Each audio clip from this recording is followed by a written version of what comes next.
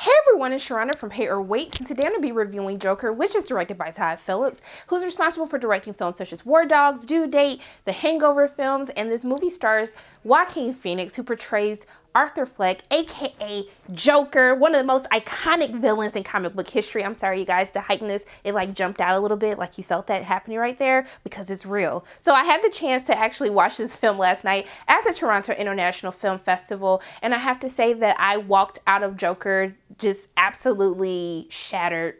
Like, I was terrified. I was highly disturbed at what I had just witnessed on the screen.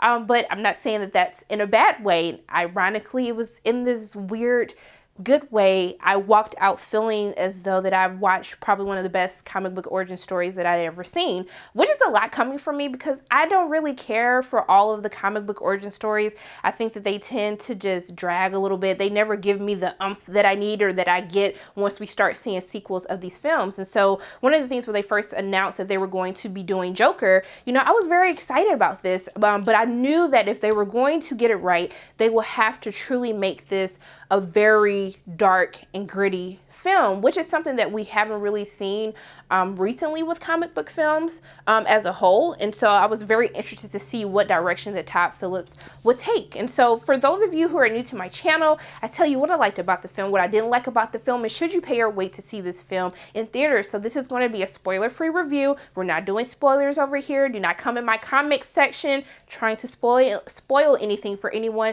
because we're just protecting all of our energy and all of our viewing experiences. So I'm hoping that you guys are going to be on board with me. So the Joker takes place in the 70s version of Gotham City. This is very different than what we're used to seeing in other films. However, the same themes still exist. So, where you have this disparity between the rich and the poor, how they look down, upon those who are in need. And the city is in a lot of turmoil as to what we are used to seeing.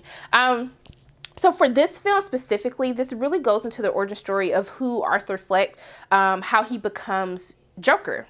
And so one of the things that I appreciate for choosing to do an origin story on Joker is I think that Todd Phillips had a lot of creativity that he could bring to this, because there really is no true Joker origin story. There are like 3 different versions throughout all of the comic books of how he came to be, but there's never been any story that has really been set in stone for how he becomes the Joker. And so that's one of the things that really intrigued me with this project, of them really focusing and trying to flesh out his character. So going into what I enjoyed about this film, guys, first and foremost, we have to talk about Joaquin Phoenix, because without his performance, I do not know if I would have enjoyed this movie as much. He is absolutely fantastic. And if you have never watched Joaquin Phoenix, which I hope that you never did your life a disservice in that way, he has done so many great movies, but I have to admire him even more after the performance that he gives in Joker.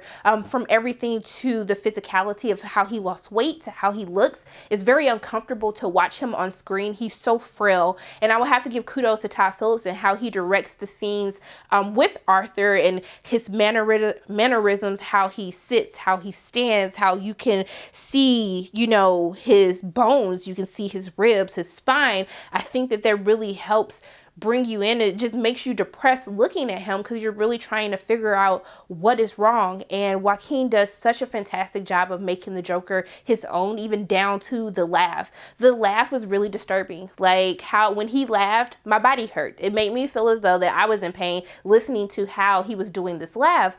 But also too, I would have to say the cinematography is beautiful. Like going back to how he chooses to shoot this film, even how he chooses to shoot the violence in this film. And I will have to tell you guys, there is a lot of violence, because at the end of the day, Joker is a murderer. He is mentally ill. He is unstable. He is a bad person. And one of the things that I appreciate about this film, which I was very worried about going into Joker, was the fact that I thought that they were going to try to make us sympathize with his character, to almost make us kind of justify why he does the things that he does. And he does not do that. He does not shy away from the violence. He doesn't shy away from the murder in this film, but he does a great job of showing how this is a cautionary tale to everyone, at how you can continuously ignore the underdog, how you can, let people be abused, beaten down, and how things like this can happen. And I think that's why I found this movie so disturbing and terrifying was,